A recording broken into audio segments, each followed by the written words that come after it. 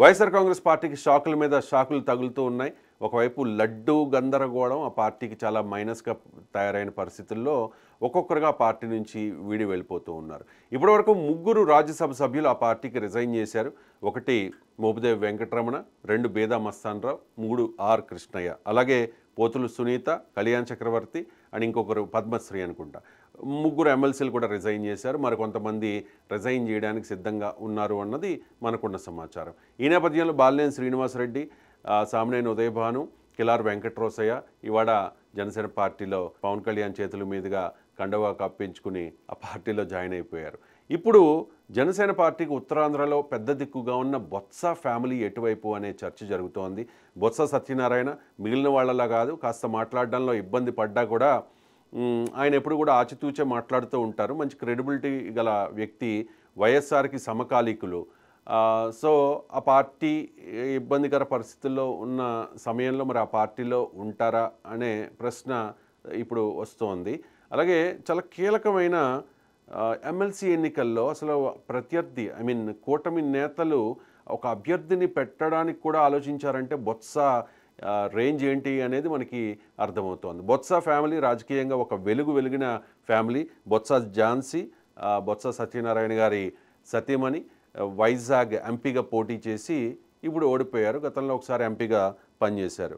బడ్డుకొండ అప్పలనాయుడు నెల్లిమర్ల నుంచి పోటీ చేశారు. బొత్స మేనల్లుడు, ఆయన కూడా ఓడిపోయారు. బొత్స సత్యనారాయణ చీపురుపల్లి నుంచి పోటీ చేసి ఆయన కూడా ఓడిపోయారు. ఇక బొత్స అప్పలనరసయ్య గజపతి నగరం నుంచి పోటీ చేసి ఈ ఎన్నికల్లో ఓడిపోయారు.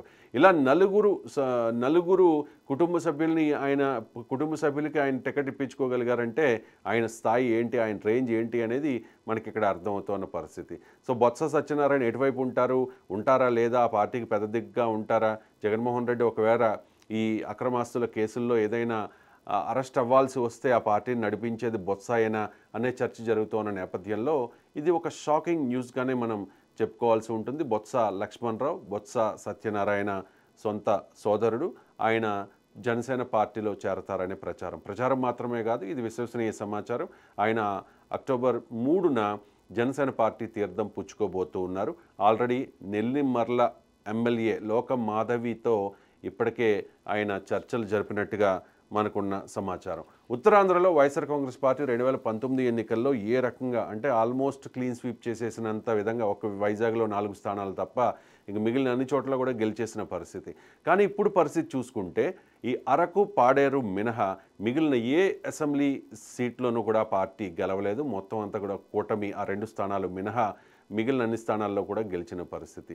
ఇలాంటి క్లిష్ట పరిస్థితుల్లో వైసీపీకి క్లిష్ట పరిస్థితుల్లో ఉన్న నేపథ్యంలో మరి బొత్స ఫ్యామిలీ వైసీపీకి లాయల్గా ఈ సమయంలో ఉంటుందా, ఆ పార్టీనే నమ్ముకుని ఉంటుందా అంటే అది పెద్ద డౌట్గా అనుమానంగానే కనిపిస్తోంది. ఎందుకు అంటే ఒక్కొక్కరుగా పార్టీని వీడుతోన్న పరిస్థితి కనిపిస్తోంది.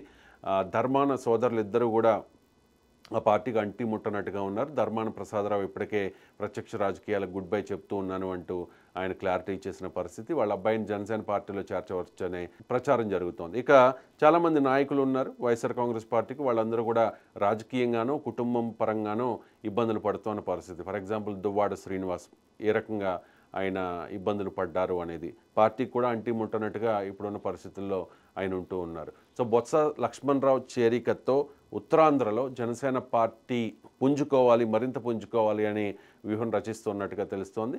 బొత్స లక్ష్మణరావుకి అంటే బొత్స సోదరుడు, ఆయనకు కూడా కీలకమైన బాధ్యతలు అప్పగించే అవకాశం కనిపిస్తోంది. ఇప్పటికే బాలినేని శ్రీనివాసరెడ్డికి ఒంగోలు బాధ్యతలు, సామినేని ఉదయభానుకు కృష్ణా జిల్లా బాధ్యతలు, అలాగే కిలార్ వెంకట్రోసయ్యకి గుంటూరు బాధ్యతలు చెప్పవచ్చనే ప్రచారం జరుగుతున్న నేపథ్యంలో బొత్స సొంత సోదరుడైన బొత్స లక్ష్మణరావుకు కూడా విజయనగరం జిల్లా బాధ్యతలు అప్పగించవచ్చనే ప్రచారం జరుగుతోంది. సో ఇలాంటి కీలక నేతలందరూ రాకతో జనసేన పార్టీ మరింత పుంజుకునే అవకాశం కనిపిస్తోంది. 2029 నాటికల్లా క్షేత్రస్థాయిలో ఆ పార్టీ మరింత బలపడడానికి అవకాశం ఉండేలా కనిపిస్తోంది.